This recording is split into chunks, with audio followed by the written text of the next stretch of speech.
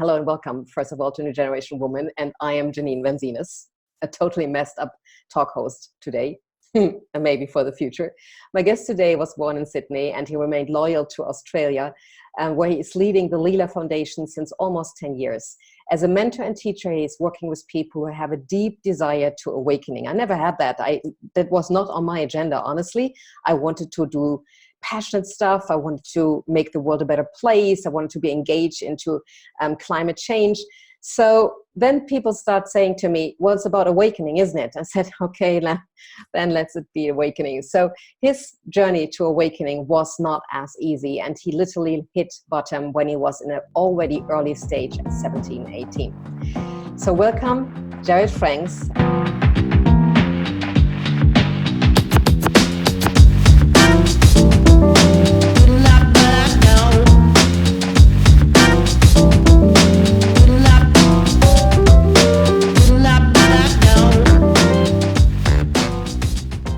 Hello and big warm welcome from Munich, Jared Franks.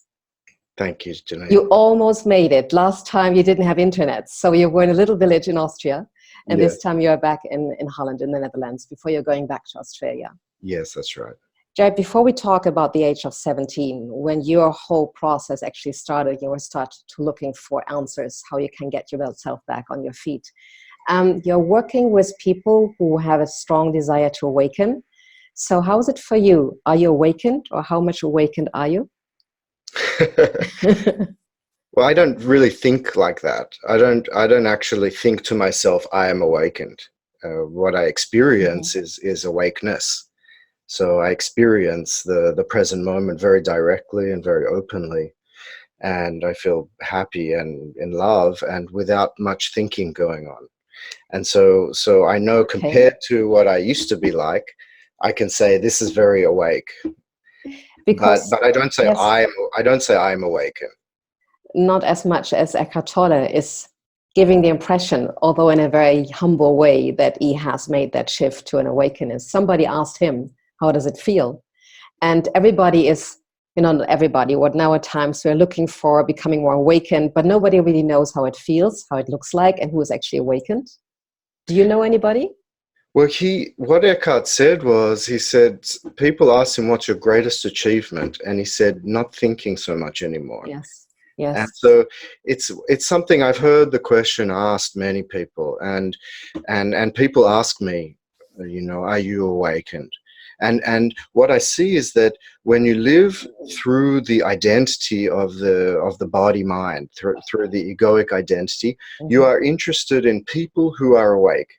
So you are saying, he is awake, she's awake, he's not awake, she's not awake. And when you really wake up, you don't see that anymore. You don't think he's awake, she's awake. There's just life. You just see life as it is. And you can see when there's trance happening, when somebody is living their life through the ego, you can see that. But you don't think there is a person who is not awake, because that's also a trance. Yes, of course, I understand. I understand that. It's just like we are hunting for something or going for something that we don't even know what it's like, and we make a big story out of that. And I know some people say they make the shift, or that's a guru and you have to follow him. He's actually the awakened ones. So this is how, of course, people juggle with information. And I was always wondering, so why should we actually want to become awake? And how does it feel? And if we are awake, are we still having that role of being passionate in doing something for climate change, or doing something for justice, or making the world a better place? But we'll go to this a little bit later, because I have lots of questions, like being in the present moment, not thinking, how that feels, how that goes. And also because we have a target group, or our audience are women plus 40. So they are experiencing sometimes, in my generation, overgiving, exhaustion, overworking. So there's still a lot of happening of this. So we'll go about this a bit later. When you were 17, you had a happy school life. So everything was quite normal. You didn't have a completely difficult childhood, as far as I know. So everything seemed, until 17, quite normal. What started then? What happened?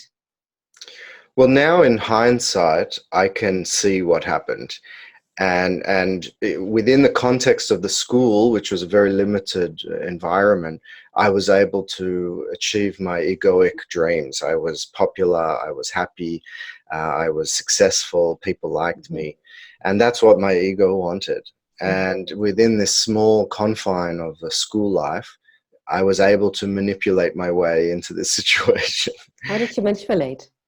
Well, Be, I made an effort to be successful. yes. And this was quite a respected kind of effort. People liked people who were energetic and who tried very hard and who did their best. And I volunteered for everything. I did all the sports, I did all the debating and all the different teams, and I was friends with everybody. Very And charming, I guess. You were very yes, pleasing and charming. You did know the face, how to perform, very because I much. know that.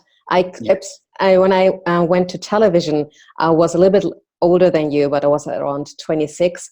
I exactly knew how to perform, how to look, how to smile, to make myself be likable, and what to say the right things and how to be successful. It is very draining, very draining. that's exactly right. And so when I left school, I had a bit of a failure in the sense that my exam, my test at the end of year 12, I felt like I failed because I got 95%. You're kidding. And for me, that was a failure. But really, what I saw was that now I was at the bottom of the heap again. Now I'm at the beginning of the real world and back at the bottom. And now I have to climb my way up again and make everybody like me and do the whole thing again. And it was too much. It was too much effort. I couldn't do it. So I Wow, remember, but you're lucky, Jared, if I say so. You just had one loop that hit you down, and then you said you didn't have the energy to have all that effort coming back again. But so many people, I think I did many loops before I was ready, yes, many loops to get myself back on my feet, performing the old phase again, and being very victimized. And when I thought I'm falling again, I was just, about to have my new career, to go to television, and suddenly I'm on my feet again after bike accident.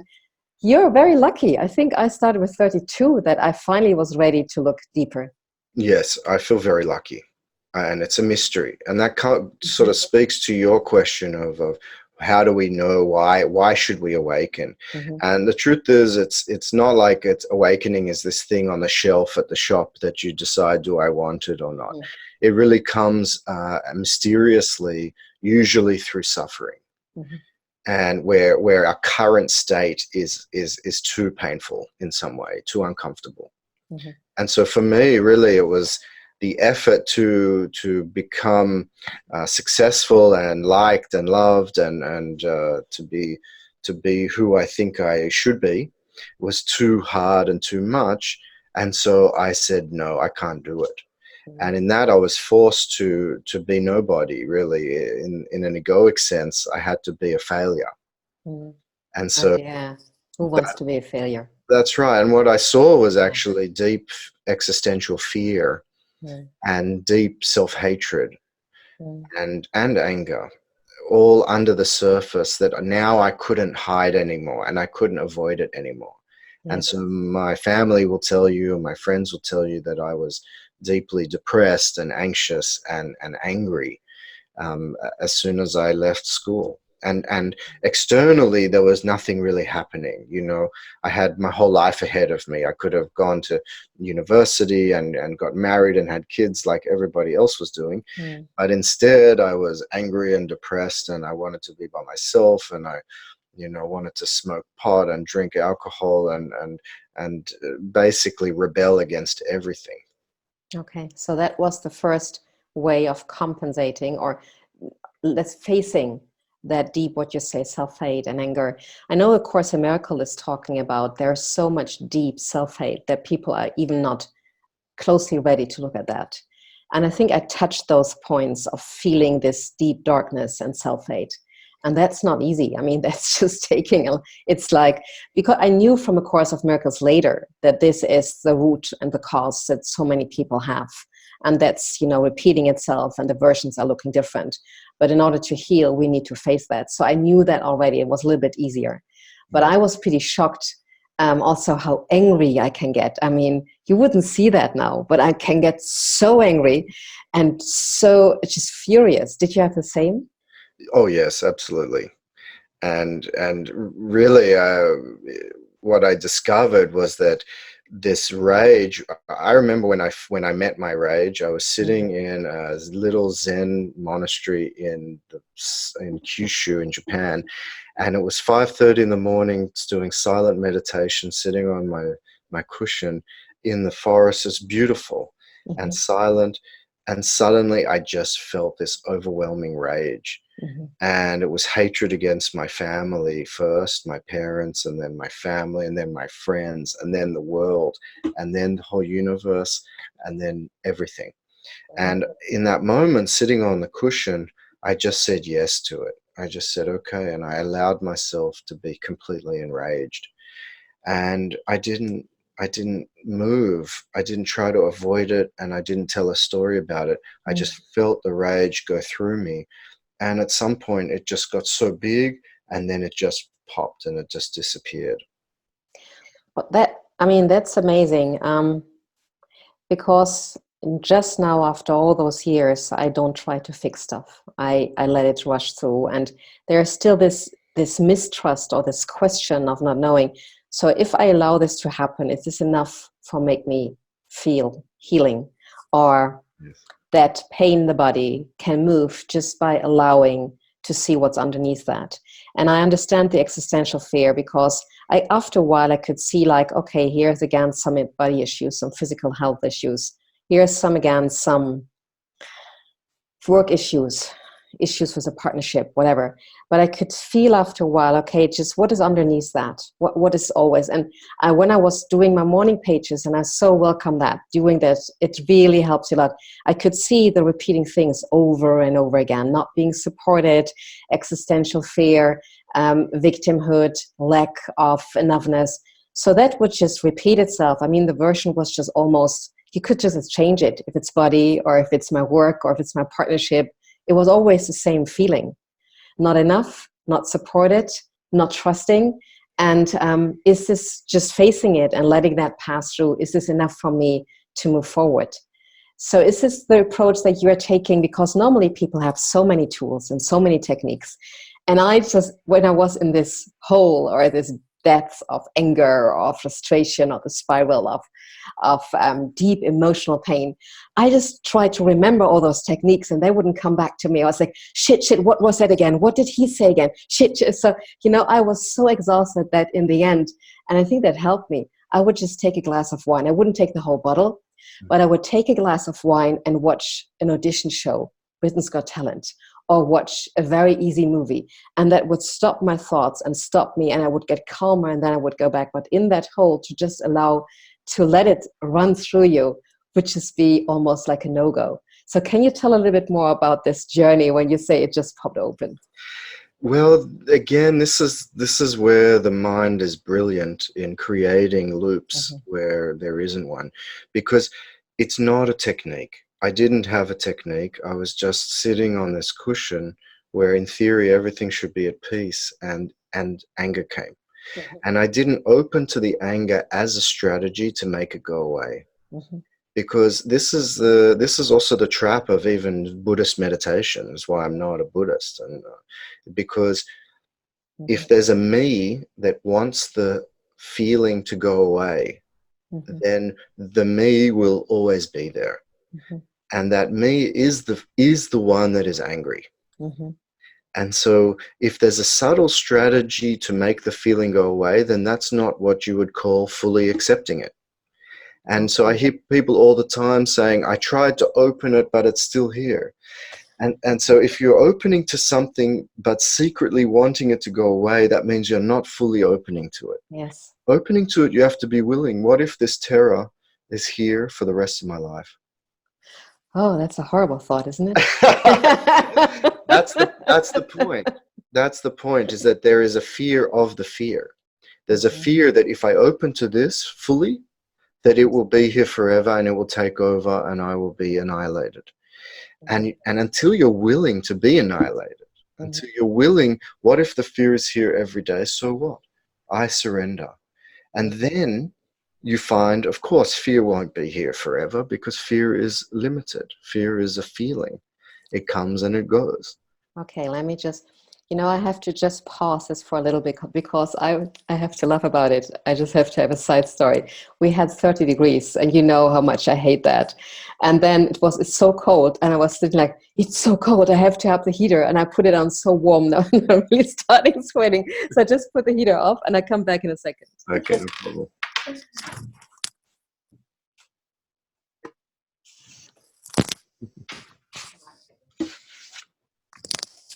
So it's almost ridiculously funny because I put it on so hard in fear of I could be really freezing. And I'm so hot. I was like, no, I'm going to surrender. I'm going to keep going until the end of the interview. But I was really starting to sweat. I was like, no, you're going to see it in my face any minute. Now you have to pause it. Okay. Coming back to your story because, or not the story, coming back to the me. Okay. So if you go on a spiritual path, you normally think, I go there and there's a time I will be so happy. There's a time I will have transformed that me, that small me you're talking about. That Yes. will just not be there. I will always be on that cushion, but not in anger, but in deep peace. And, the Buddha comes up. So we have that kind of image might be in our head. But what you're saying is the little me or the me, you don't even try to fight it or don't try to, transform that, but rather, how I understood it, remember yourself of who you are. You don't have to do anything because you're not the me part anyway. The me is just a cloud. The me is just a cloud and will just pass and will be that angry bulb or bubble. But if you don't interact with it, it just is there, but it's not it. You are not it anymore. You are the way bigger picture of yourself, the real self. When you see the truth, Mm-hmm. then that repeated arising of this me starts to calm down. It can sometimes fully disappear, or Okay. if it arises again, it's no problem because you see through it. So it's true what you said. When you see the truth, you realize there's no me that wasn't awake, and there's no me that needs to be awake. Because who I am is pure conscious presence. Who I am is always here. And this me is just a story that arises in consciousness. It's a mixture of names and beliefs and ideas and memories and projections and dreams and hopes, and that this me is not real. It's not true beyond the thought. It's simply a thought, a story. Okay, for you it's so easy. You see my mind just trying to grasp it and just, but yeah, I know, but I also try to make it tangible for others because I know that we have kind of similar questions. And sometimes we are nodding our heads so easy for something that in actually, we can understand it and it's something that resonates with it. And I always like to make it, let's own it. Let's really get it. Let's not just pass it by and nod our heads, but get there. And also because I try to not go into spiritual bypassing. We just pretend that everything is right. I remember a story, that's a little side story again. It was in Los Angeles, and there was a woman of a very well-known church, and she tried to be as good as possible. And her mantra was, or her saying, she was supposed to say, peace and light be with you, and then her name, and then the church name. But she was so angry. So and the phone was ringing all the time. So she would always say at the phone, peace and light be with you, and my name is. But she, I could see that because we didn't get the chance. She was a receptionist to talk because the phone was ringing. So she had the sentence got more angry and angry and angry, and she didn't own it. She didn't feel it at all. And then I came, and they have a very well-known choir, and I said I would like to be a member of that choir. And she was already impatient and angry, but she had to perform that image of being peace and light be with you, and I am peace and light myself. And then she said, okay, what are your experience? And I said, I have no experience. I just am a beginner in singing. And she just completely lost it. She got so angry because, it was just bubbling up. So when we try to bubble it up, that's what I see in people and myself. Then, of course, after a while, our impatience and anger comes. Yes. So forgive me my deep diving and saying, okay, let's dive deep and let's try to grasp it as much as we can, and don't stay on the surface. Yes. So when we go again. We have a story, we have a thought, and we think we have failed at our work. Our boss has been angry. We see that what we did in our project hasn't worked really well. Maybe we are a team leader and the team is frustrated. So I go home and I'm frustrated. I'm beating myself up. I'm feeling like a failure. I'm getting fear. I might be fired for this, or I don't know how it goes better. I feel very small. So maybe self-worth or whatever comes up. And then usually I would go into the spiral of the me, of those thoughts, angry thoughts, little self-worth thoughts. What you are saying is you're backing off. You let all those feelings of not enoughness, of anger, of self-disappointment go up, and you don't fix it. You don't come with any technique. You don't come with trying to make it better or trying to talk to yourself in good ways. You let it pass without agenda, because in your truth, you know it's not me. You just don't identify with it. Did I get it right? Look, the difficulty is that you've given a hypothetical situation and then tried to apply what I said in a structured way. And that's not how I experience it, in a structured kind of way. But you never have situations or had situations where you felt you failed, or you didn't meet up your expectations of the people around you? You don't have Most that of my anymore? life, the first 35 years of my life And was. now you don't have it anymore. Now, I don't think I can say I have that anymore. I mean, I have normal emotional reactions. You know, I can feel some fear. I can feel some frustration. But the whole failure thing, that was really my pathway to waking up, was through failure. Was actually the willingness to fail completely, because my ego structure was built on avoiding failure and trying to be successful. So I think on that level I can speak that the ego is always looking for inflation and to avoid deflation. So it's always looking to avoid failure and go towards success. And that's really the wheel of the egoic suffering. Because if you have success, it will only last a certain amount of time, and you might feel inflated and positive about yourself for some time, but eventually that will crash. I And absolutely get that, Jared. I totally get that. Now, women are watching who might have parents. Maybe their kids are teenage kids. And you know that teenagers can really be a drag. And then, you know, people are working or women are working. So we are not in that zone you are in. And I totally understand that it's not about the immediate experience right now. It's about, you know, the bigger picture and detaching yourself more and more from that. But if we are in that state, we are coming home, we are watching you, and we just had a hard conversation with our teenage son. After divorce, he might want to go back to his father and, you know, or alcohol, or we come back from work, we are overloaded, exhausted, we feel we are a failure because we don't get it together. And we're interested to listen to you because we want to feel some kind of a comfort to not feel that bad. yes. So my question really is to check and see what it is you really want. To really ask yourself, what do I want to feel right now? What do I want to teach my child? So he or she is struggling with typical teenage things and the adolescent complexities of life and emotions.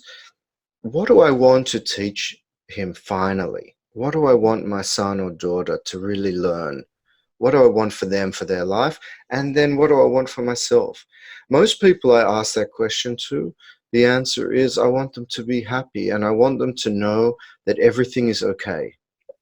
And so then I always ask people, do you feel like everything is okay? Because that's really how we teach. We teach our children and we teach our family and we teach our friends and we teach the world what it is that we actually feel and what it is that we truly embody in our lives. So if we embody anxiety, that we're worried that things are not going to go so well, that's what we're teaching everybody. We're letting everybody know that things are scary and they may not go so well. Okay. But Okay. if we embody everything is okay, if we embody surrender, peace, love, happiness, if we really discover that for ourselves, then we teach that. That becomes your teaching just through your life, through the Mhm. expression of your life. You teach love, you teach happiness, you teach freedom. Okay, I absolutely get that, and you radiate it also when you're talking. Now, that might be again my mind saying that, but from A to B or from A to Z, there is a journey, and having a son, a teenage son, that is really hard on you right now, or having a boss or a demand at work that feels as if it's really hard on you, then of course the journey is not right there. But you are saying, so you're leaning back and you're not going to try to make it better with your son. You're going back to yourself and you feel into it. What is what I actually want to teach to my son, who seems to act completely out? That's not what I wanted to teach. So there must be a part in me that is showing that. So I'm looking at that part. Is that right? Yes, for me, my experience was with my parents. So Mm-hmm. they wanted the best for me. They tried their best. They did their best. But really, they were anxious and neurotic and angry and and so that's what I learned from them. And I was really angry at them for not teaching me about the truth, for not teaching me about love, for not teaching me what it really means to be alive. My question was, what's the point of life? And my parents didn't know. And so I was angry at them for that. You did ask them? You did ask them, what is the Yes, point of life? I asked everybody. Okay. Nobody knew. And so I went to a therapist, a psychologist at age 18, 17, 18, to find out how do I be happy? What's the point of life? And they didn't know. And so what I discovered only in my 30s was really that they didn't need to change at all. They Mm-hmm. didn't need to change at all for me to be happy. Mm-hmm. I discovered that I could be happy and I could teach them. And so I discovered what happiness really was. Happiness for me was the discovery of the truth of who I am. Happiness was waking up from the identity of Jared. Telling the story of Jared every day was giving me anxiety. Telling the story of Jared every day was painful to me and to everybody involved. Mm-hmm. So I heard the message, I heard the teaching of the Buddha, I heard the teaching of my teacher and this lineage. They said, stop. They said, stop. Stop telling a story of who you are and find out who you really are. Find out what is here before a single thought arises. And in that, I discovered presence. I discovered something deeper than my mind's thinking about who I am. And then I discovered, whoa, that's the point of life. This is the point, is to find out who you are and to be yourself.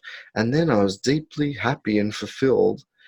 And I could show up in my relationship with my parents happy and fulfilled. And they could be exactly as they are. Did your parents notice it, your change? Very much. How did they react?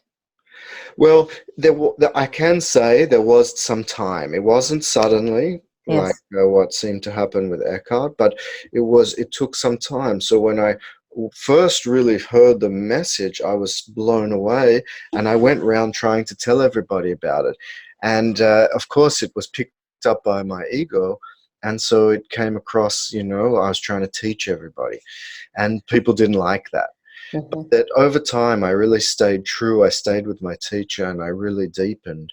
And over time it just started to change, where I really was living this silent truth of myself, and I wasn't trying to teach anybody anything. And really I let everybody be as they are.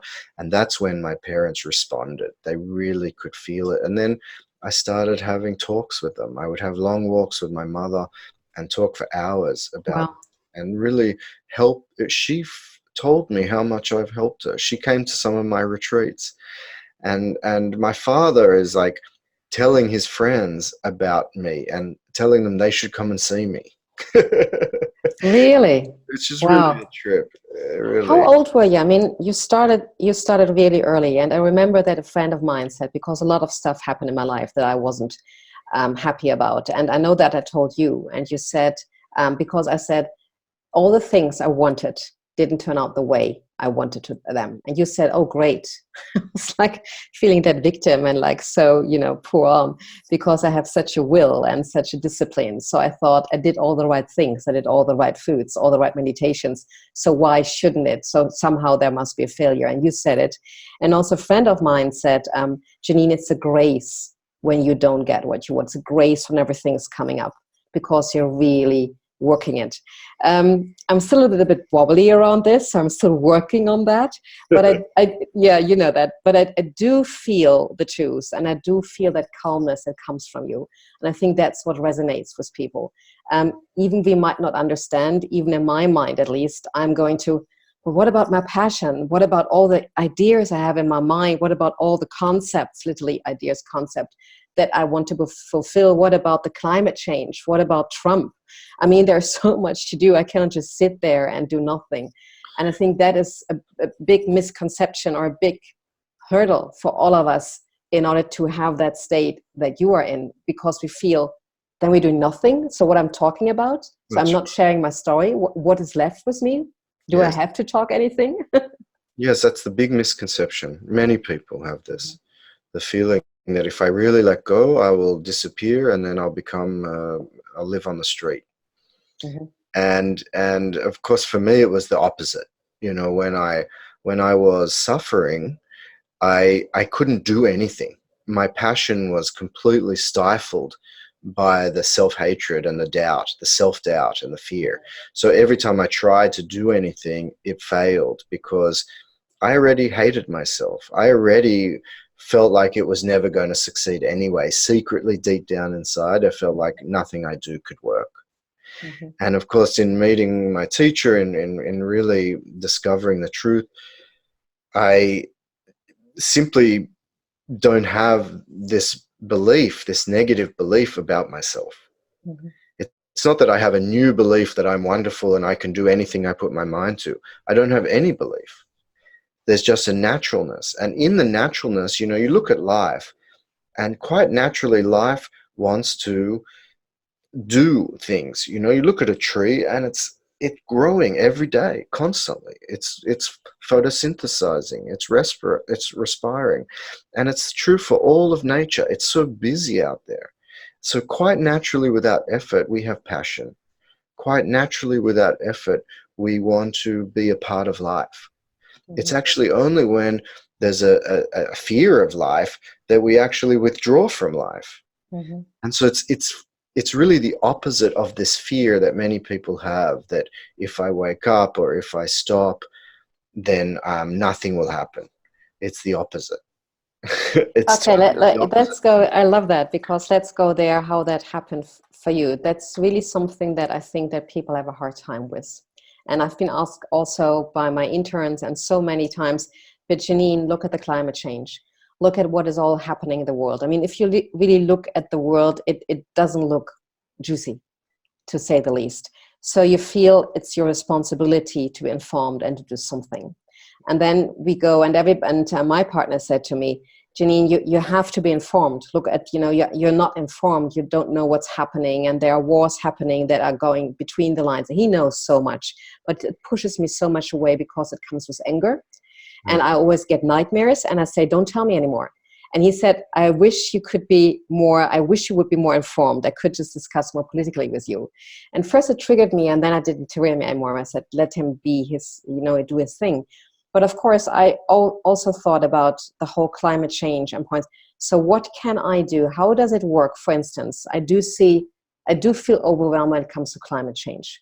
I do feel overwhelmed when I hear about political situations or leadership styles, not just America. We also have enough to think about or to look at.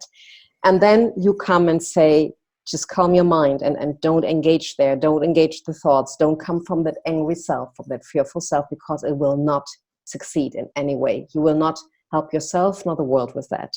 So what happens then? Well, I don't say that exactly, but what I will say is, please, is that all this suffering has come from greed and fear. And it comes from this greed for power, and this fear.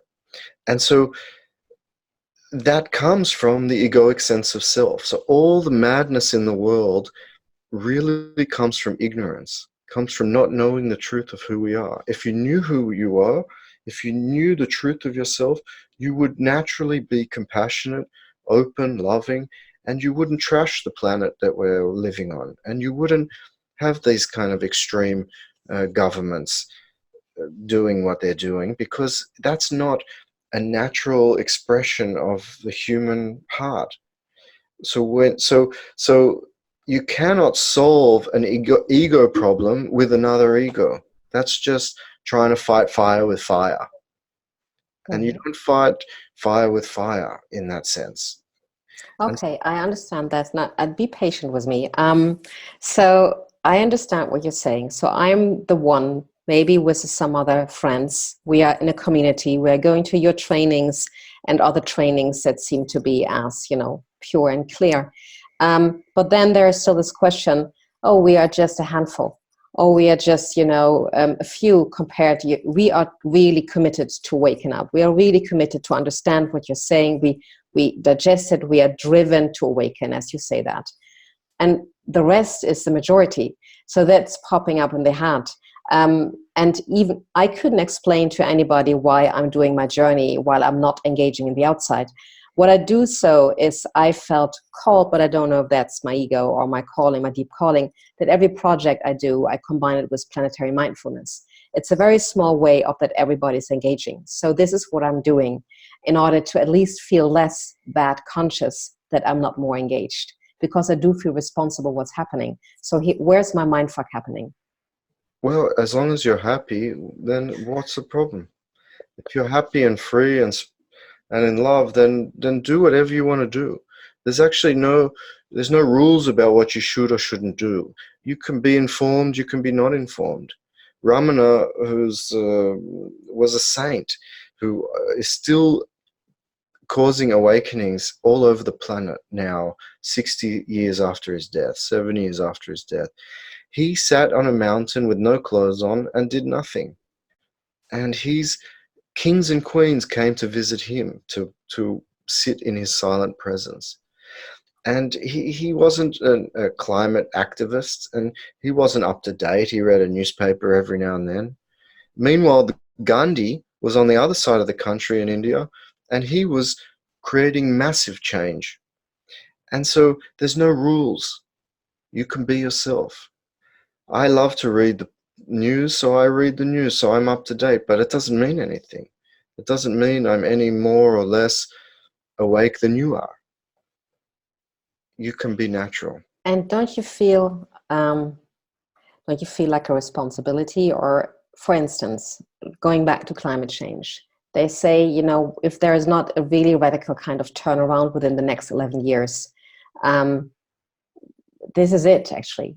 It's another civilization that's just destroying itself, like others, I think 4 civilizations before. And you think, didn't we learn something? Doesn't spirituality also mean that I'm doing something different? Now, when it came to my divorce, that was much easier. Like the way how we divorced was really beautiful. And it was a lot of work on my part because my ex-husband left me. So I had, all those emotions that come up, and anger, and you're jealous with everything. So everything came up, but I didn't give into that. So I thought, like, if you're aware, you don't do that. You try to do it better. You don't go into hate and attack and defense and stuff. So we had a beautiful closure, and we're also working together. But it was 3 years of intense work on my part, and my ex-husband reacted really good. So we could merge this together. And our work now, everybody feels how good we are together. And I think that's the beauty of it and the result of it. But then, of course, I come from my perspective of, give and take and engaging and results. And in what you're saying, I hear that this is not important at all. No, it's not. That's not what I'm saying. Really, I engage more now than I ever did when I was crippled with anxiety and depression. I didn't engage with anything because I was a victim. I was the center of the world, Okay. and everything was about me. And so how could I care about the environment when all I cared about was myself? But now when there's no Jared that forms the central focus of my daily life, I've got so much more space. And now I meet with people, even hundreds of people really around the world through the Leela School, helping people to wake up and be free and be happy. And that's a major effect that Mm-hmm. I can say is happening without my effort. This is the key, is that the me that wants to make change is the me that wants to own it, that feels guilty about it, and then wants to feel powerful and wants to be good and wants to be loved and wants to be liked. And that one is a full-time job. Mm-hmm. If you've already got a full-time job with me, then how are you going to help other people? How are you going to help the planet?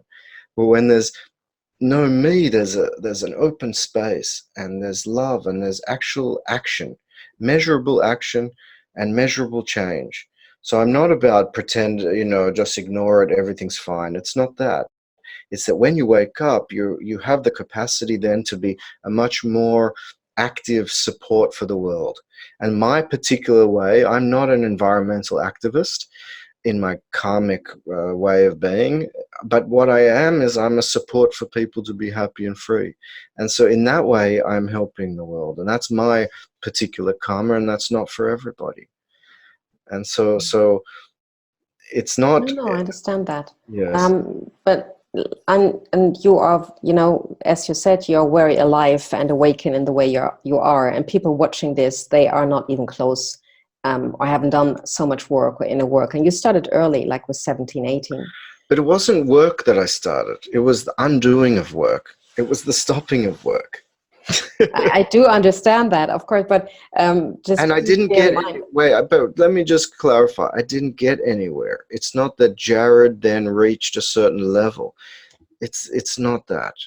There's no levels finally, really. And anybody watching this, there is no barrier. There is no time needed. There is no work needed. That's you too, Jeanine. In this moment, you can realize what's already here. You can realize the presence that's here.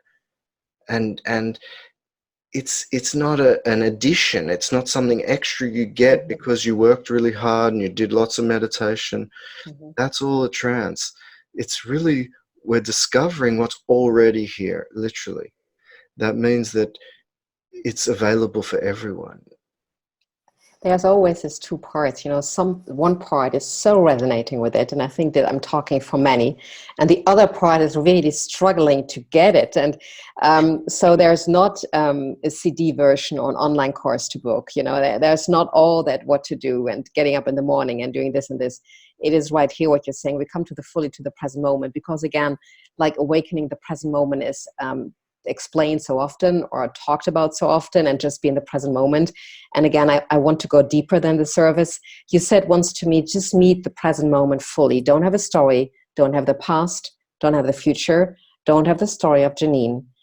And then sometimes, some moments, that's really liberating. I could feel, and also from the neuroscience perspective, there are some people coming forward, they do explain the unlimited field of spaciousness, and the nobody, the no one, the no time. And that really intrigued me. I was like, yeah, I can feel that. I want to get there. I want to get from here to there. I don't want to have all that rubbish there in the back. Of course, that was work. And the way how the method went just exhausted me totally. So that didn't work for me, the method. So what you're saying is, there is no past, there is no future, and there is no story of Jared or Jeanine or whoever is watching. So I'm in that field of now. And then I don't think unless I catch a plane. And then I do have a desire to be passionate in my work. So if I'm in that present and I do nothing, I don't get in the way, I don't go in the past, I don't go in the future, what then? Firstly, you have to realize this. This is realization. This is not action. This is Mm-hmm. not quiet your mind and then do this and don't do that. It's really realize the truth that there is no past and there is no future. That's the truth. The past is memory that we have in our brain, and when we remember the past, it's the present moment when we remember it. Everything is happening now. It's always now. And that all that means is you can't touch a table outside of now. You can't touch it in the past and you can't touch it in the future. You can only touch it right now. And that also means you can only be happy now. And that also means that who you are is now. If you draw, like, some people say great meditation technique is thinking of a memory at a nice landscape.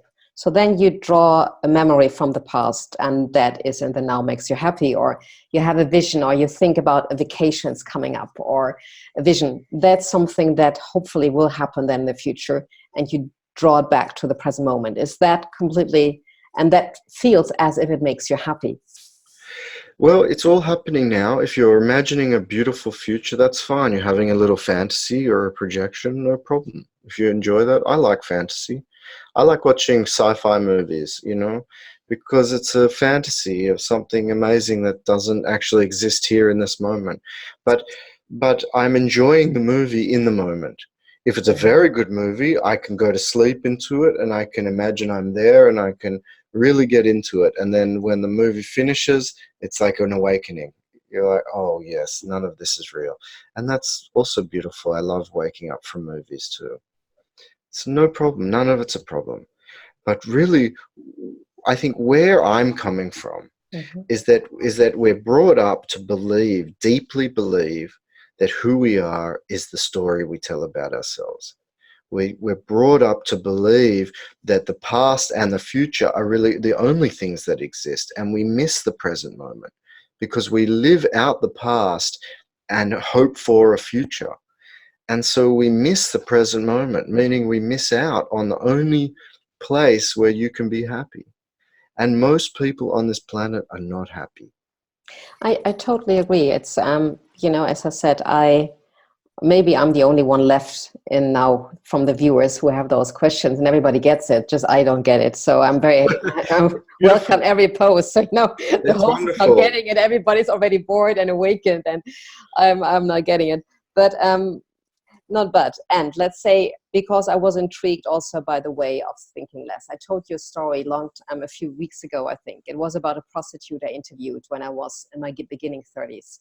And she was a former prostitute. She was then a Tai Chi master, and extremely generous, extremely lively and happy. And I adored that interview. It's one of the interviews that really stuck with me. I did a whole series of 100, but she stood out, and that still is in my memories. Mm-hmm. And she said something to me. First, she said, Jeanine, don't go into the dark world and try to do something there. Create a magnet. Be there and start there, and you will be a magnet for others to come to you. Don't go and dive into the beast, because some people say, oh, you're so great for economy. You're so great. And I hate that. And luckily, because I'm not caring about economy so much, things are working pretty effortlessly because I don't care. And I think I'm most out of my way in that field. But she said, you don't go there. You are there and build from there, and you're a magnet. You will attract people. And the second thing she said to me is, I don't think. And she didn't teach me, but that sentence when she said, I don't think, I just think if I catch a plane. And I was like, that's 20 years ago. I thought, like, how great was that? You don't think, it's just like, how does this go? And you said it also. You said, yes, I do plan. I do have an agenda schedule where I plan.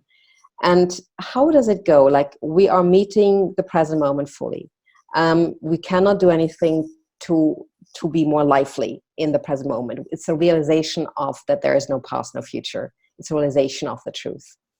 Now, seemingly, I haven't had that realization, but I'm still very committed, and I don't give up. And then I think about the thinking. So I try in my own way of where I am at right now. I try to be in a bubble. I try to, let myself be led by the next, what's coming up. I do need to make money with certain kind of projects, but I don't try to force it with my thoughts. I try to let the thoughts come. But if it's more stressful, if it's more happening in my daily life, it's very hard to be in that flow. So I literally don't know how to live without thinking or less thinking and run an agenda or run a project. What is it that you want? Yes, you say you asked me that once.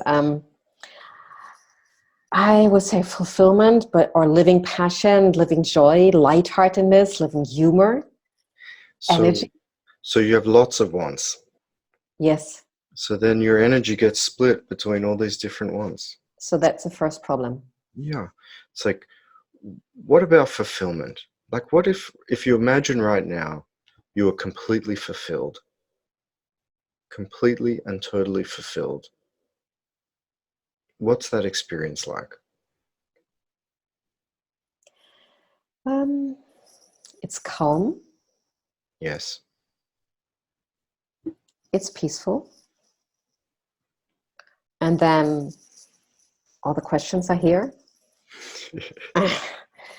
And I think I would just let them go away. There's one side, go away. This is not what Jared wants to hear. This No, is it's I'm kidding. I'm kidding, Jared. You know I like humor. And but sometimes you need to be humorous about it to also. check in the thoughts. Yes. Are they fulfilling thoughts? Do they give you fulfillment, those thoughts? Well, the checking into the feeling of fulfillment, yes, it does give me fulfillment. And again, there is a lot of hassle that goes on, the questions, but why, or if, or now, what now? So that is all called doubt. And doubt is is a response to fear. Underneath doubt is always fear. And doubt is a way of trying to get control when there's a fear of no control. Because doubt is trying to figure it out. What should I do? Yes, but what if? What if this happens? What if that happens? And most people live their life with a certain kind of doubt. Can I trust that person? Can I trust myself? Can I trust the world? And finally, there's a deep doubt of our natural self. So that if I surrender, there's a doubt, there's a feeling that if I surrender, some monster could be here. I could be a horrible person, or I could lie on the floor and lie in my own drool, and I would never get anything done, and there would be no passion. And so really we are doubting ourselves at the deepest level. And that's why we can't. I think we're doubting that little me. I mean, what you're talking about, well, what I find difficult is when I try to grasp what you're saying, that doesn't mean that I'm not believing it. I'm just saying that I find it difficult. Let me just finish this. And when Eckhart Tolle talks about consciousness, and then other people talk about the inner guidance or the voice of God or the inner guidance that shows you or the truth of who you are. So there is still an anchor in my feeling, in my thought system. And an anchor of, it's not like holding on to it. It's like grasping it and moving forward. Like when and of course I interview you because I think that approach is beautiful. I just seem to not get it as quickly as other people might get it. I feel like an emptiness. I feel like almost there's nothing to hold on to or to understand. And it feels like really empty. I could see that being on the moon, that spaciousness, and you cannot, you get your foot on the ground. And it's not that it feels scary to me. I almost get impatient and angry because I want to get it. I understand what you mean. And I don't know, and posts are going to tell if other people are watching this, if they do have the same kind of feeling or if they have a very different kind of reaction to it. But for me, it's not about judging the reaction. And also, this is about, the interview is about what people are ready to hear, and you are telling exactly what they're ready to hear. It's just asking the question deeper to understand it better. Yes. And what I would say is that this message is really not for the mind. Mm-hmm. That this message was pointing deeper. You're telling me now? What? Now, after almost an hour of interview, that's actually, you could have set your mind aside before we start the interview. It's beautiful because something deeper in you requested this interview. Mm-hmm. Because I'm not entertaining for the mind very much. And so, and I find this very funny. That's true. So, but I find this so honest and funny. Yeah, so something in you is deeper than the mind, is actually here already expressing itself and here already curious and wanting. And, so this is really beautiful. Mhm. And that's why I know at the deepest level you have experienced the truth of yourself. And all that happens is that this doubt pops up. And so what I would say to people is really, what if for one moment you don't touch the doubt? What if you're willing to actually have nowhere to hold on to? What if you're not in control? And if you say yes to that, and if you're open to that, is it really as bad or as scary or as boring as you think it is? Mhm. And to discover that, you have to be willing to really say yes, to really surrender, really open. So you said for me it's obviously the doubt, and for other people it would be control, or what are other people's reaction from your experiences usually? There's a plethora of different reactions, and I feel fortunate to have come across all of them, and, and I'm sure there are more that I haven't seen. But some people are avoiding rage, so that when they surrender, Hmm. there's an enormous rage that comes up, and they're terrified of that rage. Hmm. Some people are avoiding terror. And so there's a fear of the fear. And some people have a deep, like, black hole of worthlessness. Hmm. I'm completely unlovable and I'm worthless. And as they open and as they surrender, they actually start to fall into this black hole. And if you're willing to just say yes, because these are just the doorways into the truth of yourself. These are the doorways through to absolute bliss, silent intelligence, open, present consciousness. That's what's at the bottom. That's what doesn't come and go. That's what's always, Sorry, you go ahead. Sorry. I was just saying, that's what's always here. And so when you are willing to actually meet the egoic sense of self, to really face the monster that we're avoiding, this self-loathing, this rage, this terror, if you're willing to face it, you can walk straight through it. You can find it's nothing but feelings, nothing but energy. That what we were calling fear is not really fear. What you were calling rage is not really rage. And that would also mean that when we face the monster, that is doubt, rage, or failure, self-worth, and that is just an energy, just a thought, that underneath all that, there's the truth. And the truth, of course, it is so, consciousness is already hard to grasp, but I think to grasp the truth is really hard. If you say there is God, or there is, that's easier in our minds to understand. But then what you say, the truth, is it almost feels like there is nothing. And I That, think that is what the fear is coming up. We don't know what that is. that's the truth. Yeah, I know that. It's not a thing. Exactly, That's why exactly. that's why God has been so misused. Yes. Because God was intended to represent the truth, Hmm. but it became objectified. Now it's Hmm. my God, and God is talking to me, and there's a me and a God, and that's objectification. That's how our brain works. That's what our brain needs to do to survive, to find an object and give me something to hold on to.